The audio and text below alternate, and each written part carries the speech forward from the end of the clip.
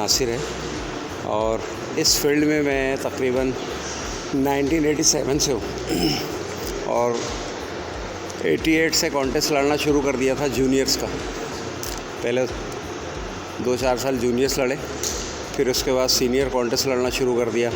अच्छे उस्तादों की शागिर्दी में एक ही अच्छी बॉडी बन जाती है और उसके बाद लड़ते लड़ते फिर 95 में फेस्टिवल सेंटर में पोजीशन लिया, फेस्टिवल चैम्पियन बना सेंट्रल का।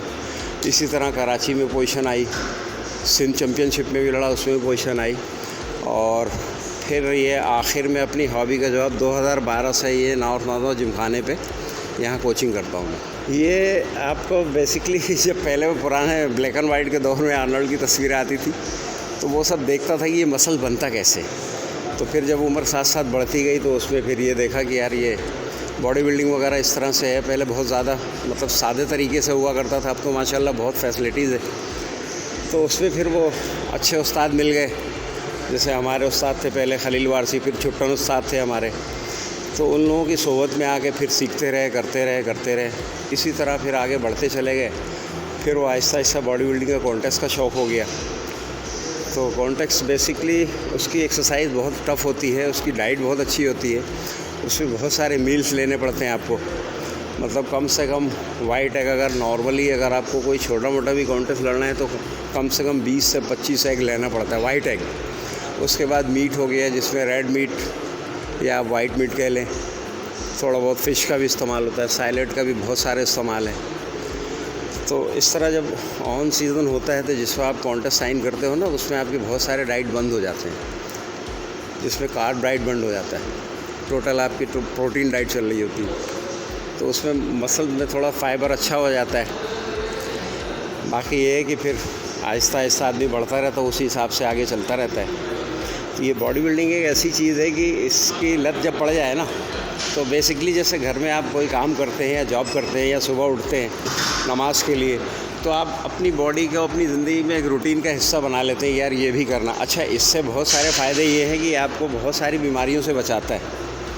कोई भी ऐसे मामलात होते हैं तो ये भिड़ता है। जब हम वर्कआउट कर रहे होते हैं तो हमारे मसाम खुलते हैं, तो हमारे जिस्म से जो भी गलादत है वो बाहर निकल जाता है। तो हमें ये सब चीज़ों से कोई नहीं पड़ता कि यार वो बुखार हो गया या नज़ला हो गया, ऐसा कुछ भी नहीं होता। इसमें बंदा एक्टिव रहता है, फ़िट रहता है। और अगर आपकी एज भी हो जाए, इस वक्त माशाल्लाह मेरी एज है 54, आप अगर 20 से 25 मिनट भी वर्कआउट कर लें तो आप अपनी जगह पे स्टिल होते हैं। ये इसकी खूबी है, ये फ़ायदे हैं इसके। और शॉर्टकट में ना चले कोई, जो आजकल वो ड्रग्स का दौर चल रहा है उससे थोड़ा बचे आदमी। बस बहुत ज़्यादा है तो फूड सप्लीमेंट ले ले, प्रोटीन्स वगैरह। बाकी ये जो इंजेक्शंस और ये ड्रग्स है, ये कुछ भी कर सकता है, लाइफ आपकी बर्बाद भी कर सकता है। बहुत शॉर्ट टाइम में तो बंदा बन जाता है, मगर आगे उसकी लाइफ का कुछ नहीं पता होता।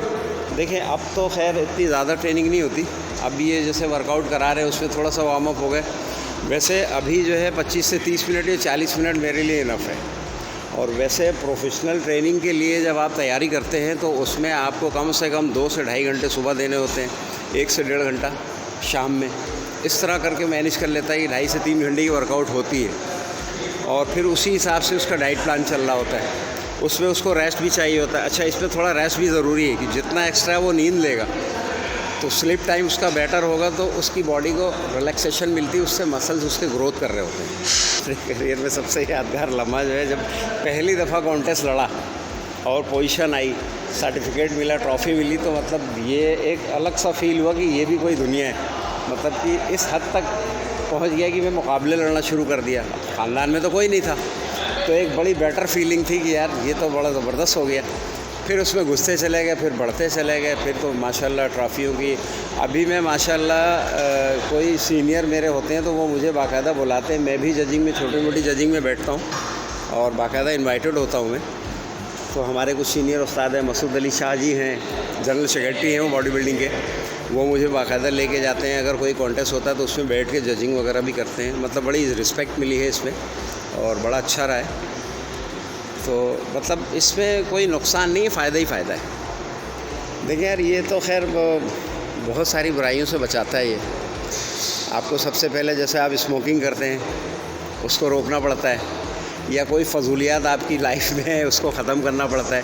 आपको हमेशा ये फ़िक्र होती है कि मेरी बॉडी जो है ना फिट रहे, तो उसके लिए बहुत सारी चीज़ों को थोड़ा सा रिस्ट्रिक्शन होती है।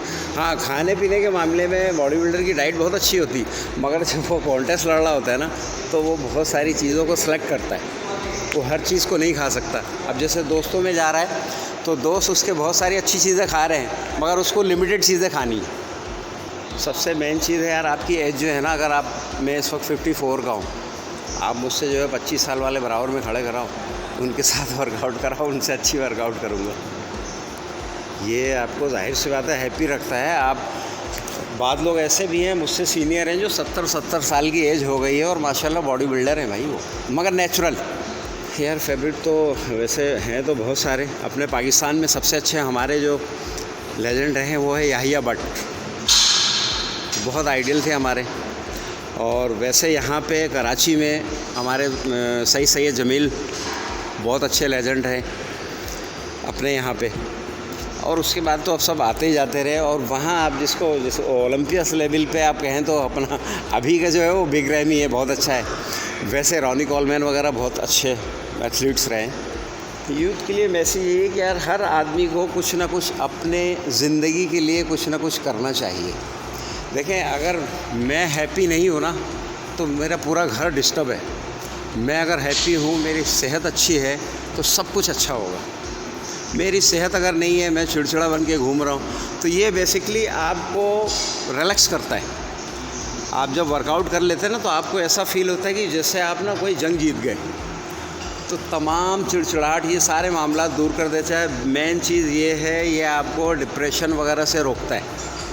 जैसे बात बैठा होता है ना बेजार, कुछ नहीं कर रहा है, डिप्रेशन हो गया, बिला वजह वो डर रहा है या खौफ में है या बहुत गुस्सा आ रहा है या कहीं बैठा हुआ बेजार है, तो ये सब फीलिंग इसकी बहुत बेहतर होती है। इसमें सब कुछ अच्छा होता है माशाल्लाह।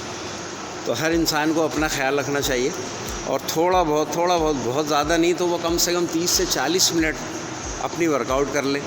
अगर वो बॉडी बिल्डिंग नहीं करता है तो वो कार्डियो आके कर ले, अपनी फ़िटनेस कर ले।